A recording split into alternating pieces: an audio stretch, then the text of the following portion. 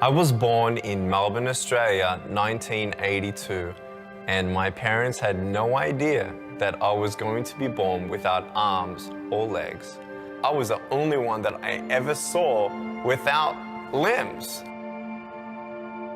My faith in Jesus Christ was sealed after 7 years of wondering why, God, I was born this way. He answered me very clearly through John chapter 9.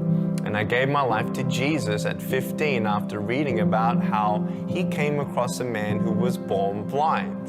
And I'm like, hey, hold on a second. This looks interesting. And no one knew why he was born that way. I'm like, perfect.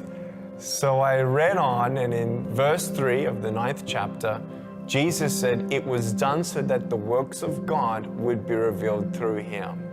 And I'm like, wow, God, if you had a plan for the blind man, you do have a plan for me. And that was the beginning of my personal relationship with Jesus. Youth groups were starting to call me, churches were starting to call me, opportunities were opening up everywhere for me to share my testimony. I was speaking in front of 300 sophomore public high school students. 3 minutes into it, half the girls were crying. One girl in the middle of the room started weeping. She put up her hand and she said, I'm so sorry to interrupt, but can I come up there and give you a hug? In front of everyone, she came and she hugged me. She cried on my shoulder and whispered in my ear. No one's ever told me that they love me. No one's ever told me that I'm beautiful the way that I am. I couldn't believe it. It changed my life.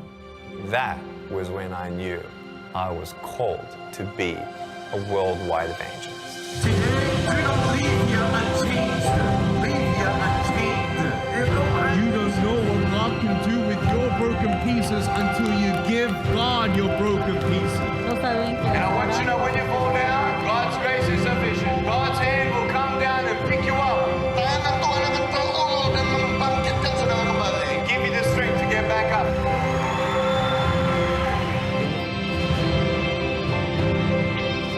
By the grace of God, we have seen face-to-face 500,000 souls say yes to Jesus and be plugged into a local church. As crazy as it sounds, our goal at Life Without Limbs Ministry is to preach to every single soul on the planet.